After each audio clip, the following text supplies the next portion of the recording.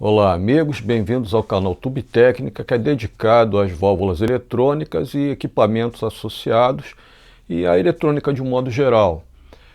Hoje temos aqui na bancada um amplificador dos anos 60 ou começo dos anos 70, uma montagem caseira, que está aqui para ser consertado, ver o que pode ser feito e colocar em condições de funcionamento.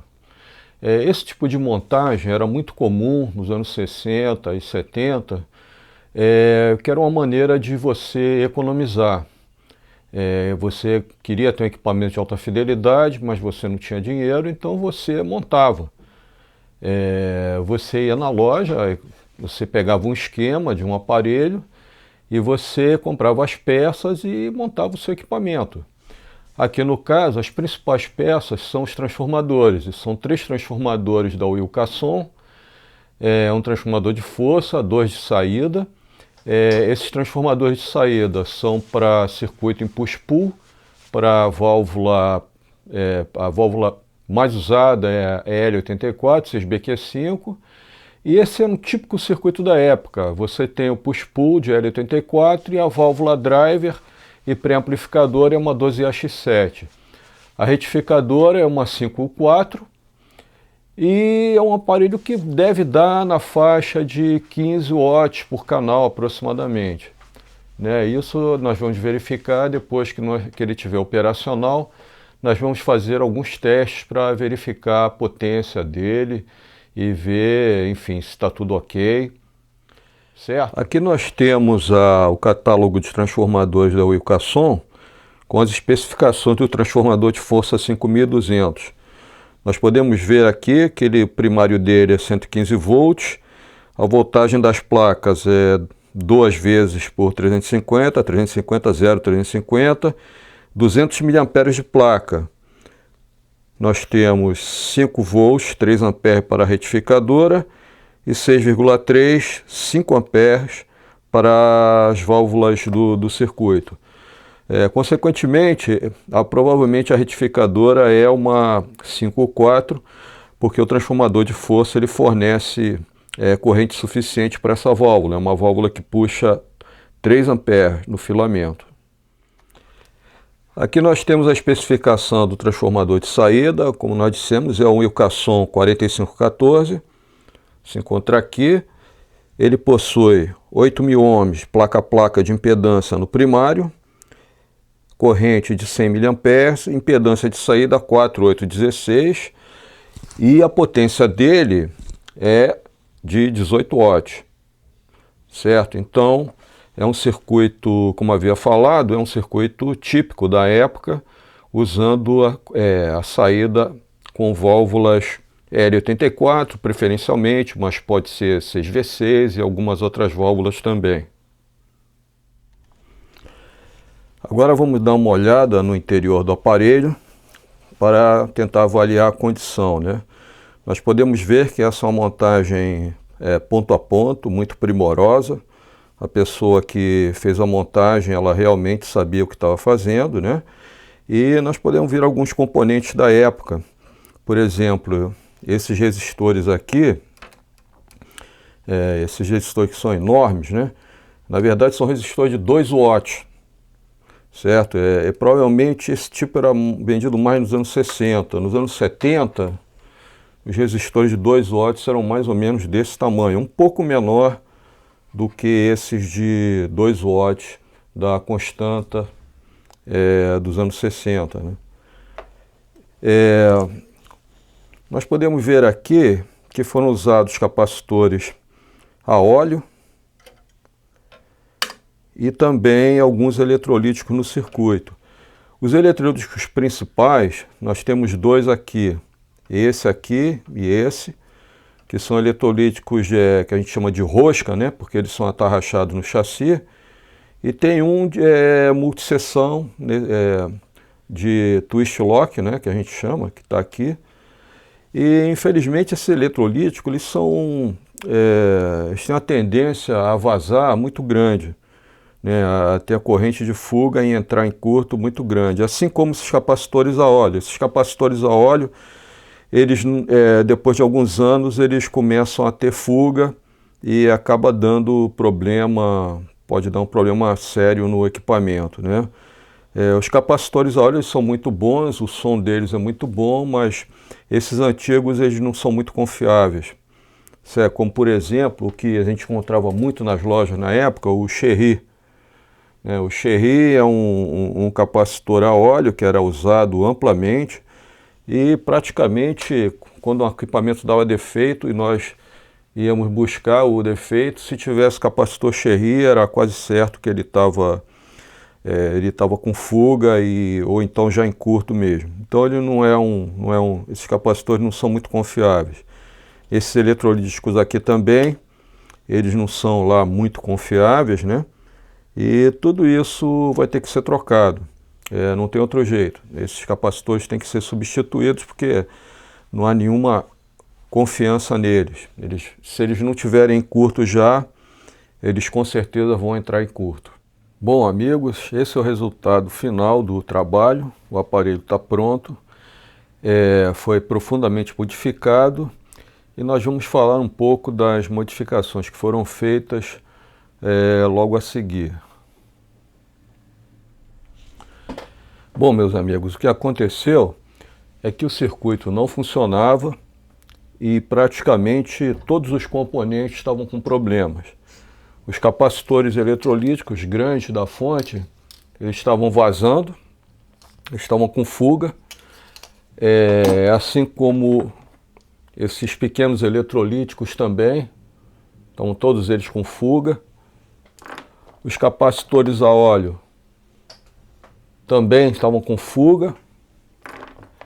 Esse resistor de dreno, que foi para dar uma queda de tensão no mais-B, estava aberto.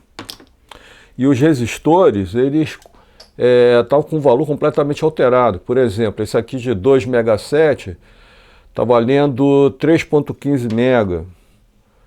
Esse aqui de 1 MB está lendo 1,45 MB. Esse outro aqui de 330K, ele está valendo 468K. Então a única solução foi realmente zerar o aparelho, desmontar tudo e fazer reconstruir o aparelho com um circuito novo, que a gente sabe que vai funcionar, e com componentes novos, modernos. Praticamente a única coisa que foi aproveitada do aparelho foi o chassi e os transformadores, os soquetes das válvulas e as válvulas. O resto tudo teve que ser mudado. Vou mostrar para vocês aqui, por exemplo, esse resistor aqui. Cadê ele? Resistor de 1 mega. 1 mega, hein? Olha aqui o valor.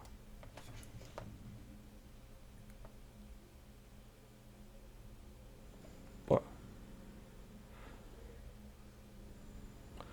1,445 mega. Realmente não tem condição. Esses componentes antigos, eles tinham uma vida útil muito menor e com pouca estabilidade no tempo. E os capacitores a óleo, principalmente, esses capacitores não são nada confiáveis. Entende? Se fosse um capacitor de alta qualidade, um Jensen, pode ser que tivesse uma longevidade maior, mas esses capacitores que a gente encontrava no comércio realmente é uma coisa a ser evitado. Eles não vão durar muito mesmo. Bom, o circuito escolhido foi esse circuito aqui tirado do catálogo da Acrosound, que era um fabricante de transformadores de força de saída. É um circuito bastante simples, bastante conhecido, é amplamente utilizado, já usei várias vezes com sucesso, que usa somente uma 12AX7 como válvula de pré-amplificador e inversora de fase e duas ou L84, ou 6V6, ou 6Y6, que pode ser, no caso, com esse transformador aqui, a saída ultralinear ou uma saída em pentodo, como nessa descrição aqui, nessa imagem aqui. O mais B é de 325 volts. E aqui no caso, essa fonte de alimentação é uma fonte de alimentação para um amplificador só. Então, como nós estamos com um amplificador estéreo, né, nós tivemos que adaptar o que nós tínhamos de componentes a esse circuito para produzir os 325 volts necessários para os dois canais. A fonte de alimentação, ela acabou sendo feita dessa maneira.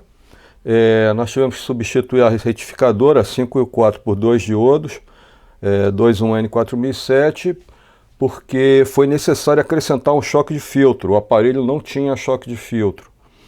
E o choque de filtro ele forneceu adicionais 42 ohms de resistência DC, além da filtragem, óbvio, né, com a filtragem do Ripple, né, da corrente retificada, porque esse aparelho, ele anteriormente, a pessoa que montou ele, ela teve que adaptar o transformador que ela tinha, que era o Wilcasson 5200, ao circuito, porque o Wilcasson 5200 era 350 a 0,350, e a voltagem do mais B ficava muito mais alta do que a voltagem planejada no esquema que ele utilizava. Então, o que ele fez foi colocar um resistor na saída do center tape para a terra, só que é um resistor de 500 ohms. E o que acontece é que a dissipação era muito alta e esse resistor acabou abrindo. Nós passamos por um resistor de 150 ohms e junto com a resistência DC do choque de filtro, que é aproximadamente 42 ohms, nós conseguimos os aproximadamente 325 volts necessário do mais B. A gente não pode esquecer, quando mexe com transformadores de força antiga, que o primário deles era de 110 a 115 volts. Então, a tensão aqui, na verdade, a tensão fornecida por ele aqui para, vamos dizer, as placas ou para os diodos aqui, estava na faixa de 400 volts. Então, seria muito difícil sem um resistor de dreno, enfim, sem você adicionar uma resistência no caminho da tensão retificada, você conseguir realmente a voltagem que você precisa, né, para não ficar com a voltagem muito alta. Outra coisa é que a voltagem retificada, na hora que é ligado o circuito, ela vai a 520 volts aqui nesse ponto, porque as L84, que são as válvulas que vão puxar realmente corrente no circuito, elas vão demorar uma faixa de 30 segundos para aquecer. Então o circuito, assim que ele é ligado, ele vai ficar por um tempo com a tensão muito alta. Então o que acontece? Os capacitores que a gente encontra no mercado são capacitores de no máximo 450 volts. Então aqui eu optei por colocar dois capacitores de 100 microfarad, 450 volts em série, junto com dois resistores de 220K para equilibrar as cargas. E desse modo eu não preciso me preocupar, quer dizer, quando o aparelho for ligado e a tensão for a esse ponto muito alto, né, os capacitores vão resistir bem e vão ter uma longa vida. Aqui eu queria chamar a atenção para as características da válvula L84 como válvula de saída nesse circuito. Isso aqui é uma página de vamos dizer, um livro da Philips com as características da válvula L84 em saída AB. E nós temos aqui duas configurações, com 250 volts placa e com 300 volts de placa. A impedância de saída, placa a placa, é sempre 8K. Aqui nós temos aqui o resistor de cátodo, porque essa configuração é com autopolarização. Então nós temos 130 ohms para o resistor de cátodo. O que acontece é o seguinte, nesse caso aqui, 250 volts, qual é o consumo? É 2 vezes 37,5 mais 2 vezes 7,5, quer dizer, são 75 mais 15, nós temos 90 mA. E aqui, no caso, com 300 volts, o consumo é maior, nós vamos ter 92 mais 22, que vai dar 114 mA. O transformador Ultrassom, ele tem 200 mA. Se a gente descontar o consumo das válvulas pré-amplificadoras e driver, que é muito baixo, 1 mA, 2 mA, né, das SC83, 12AX7, nós vamos ter praticamente 200 mA disponíveis para essas válvulas de saída. O que acontece é que, se fosse utilizado esse valor de 130 ohms, a corrente ia se tornar excessiva, porque a voltagem de mais B ela estava relativamente alta, 325 volts. Então isso ia levar o transformador a fornecer a corrente no limite. Então o valor do resistor escolhido, o resistor de cátodo, foi de 150 ohms. E dessa maneira, com o consumo feito pelos dois canais, das 4 L84, com o valor de 150 ohms, nós conseguimos um equilíbrio entre o valor do mais B, a corrente fornecida pelo transformador, para obter a potência máxima possível nesse circuito com esses componentes. Então a potência ficou aproximadamente entre 13 watts, 13 watts e meio por canal, que era o esperado, dadas as condições da L84. Aqui nós podemos ver o choque de filtro, o Wilcasson 3301, que foi adicionado ao aparelho. É um choque de filtro de 4,3 Henry, 42 mA DC de resistência, e ele tem a capacidade de 300 mA de filtragem. Então, como a gente está trabalhando na faixa de 200, ele está perfeitamente de acordo. Para adaptar foi necessário cortar uma chapa de aço, e essa chapa de aço foi adaptada aqui para cobrir os buracos que haviam, os buracos circulares dos capacitores, né? Que nós tivemos que passar os capacitores para a parte de baixo do aparelho, para dentro do chassi, que nós vamos mostrar daqui a pouco. Bom, esse é o aspecto do aparelho finalizado. Como eu disse, os capacitores eletrolíticos foram colocados aqui no interior, com uma placa de circuito impresso de fibra. Nós temos aqui os dois capacitores de 100 microfarad, que estão em série. Atrás da placa tem os resistores de 220K para fazer a distribuição das cargas, né? E aqui dois de 47, que são para filtragem da parte que vai para o pré-amplificador inversor de fase, certo? Nós temos aqui a montagem ponto a ponto, utilizando a barra ônibus, ou como o pessoal gosta de chamar hoje em dia, o Star Ground, né? Em que todas as conexões à terra, elas estão ligadas nessa barra, e elas vão ao chassi em um ponto só, exatamente aqui, junto aos jack de entrada de sinal. Aqui nós temos os dois resistores de 150K, 10 watts, que são os resistores de cátodo, né? E o desempenho do aparelho é muito bom, o som é muito bom. Outra coisa, aqui é o resistor que faz o dreno, o resistor de 150 ohms de fio, né? A pessoa que montou originalmente, ela tinha pendurado o resistor de 500 ohms, era um resistor de 500 ohms, 20 watts, na barra ônibus, né? Nessa barra de cobre, né? No fio de cobre, né? E era uma coisa muito precária, porque com o calor a solda ia acabar soltando, né? E poderia dar problema, entende? Então agora está aqui, está aparafusado, né? É um desses resistores que são ocos por dentro de fio, então a gente pode passar um parafuso e prender com a porca, com uma arruela, né? E o resultado foi muito bom. O aparelho funciona muito bem, é um aparelho novo, não tem nada a ver com o que estava aqui. E vamos fazer alguns testes agora para mostrar o desempenho dele. Bom, aqui nós temos o nosso amplificador já conectado ao equipamento de teste. Ele está recebendo sinal de 1 kHz desse gerador, do gerador HP 209.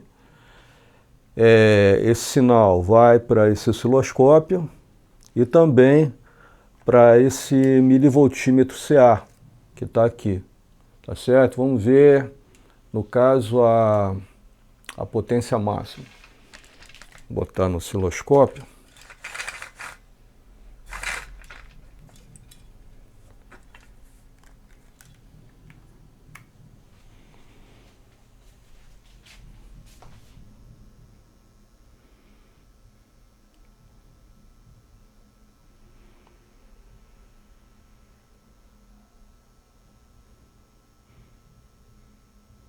Bom, são os dois canais ao mesmo tempo, né? Então é a potência simultânea.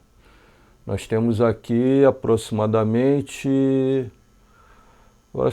10 volts em um canal.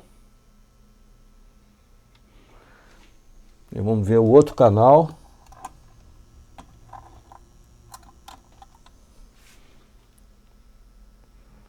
Um outro canal.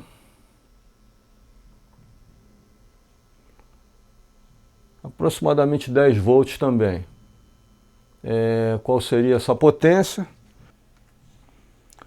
Bem, são 10 volts RMS, então a potência é o quê? V2 sobre R, então seria 100, aproximadamente 100 dividido por 8, que dá 12 watts e meio, que é mais ou menos o que a gente esperava.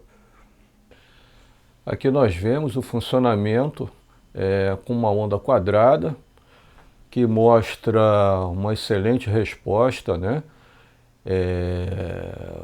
Com pouquíssima deformação da onda, e é um circuito que realmente está funcionando muito bem. Nada a reparar. Nós vamos concluir com a demonstração da capacidade sonora desse aparelho. Vai ser tocada uma música da biblioteca do YouTube, para não ter problema de direitos autorais, mas eu acho que vai dar para ver bem a capacidade sonora desse aparelho. Tá ok? Lá vai.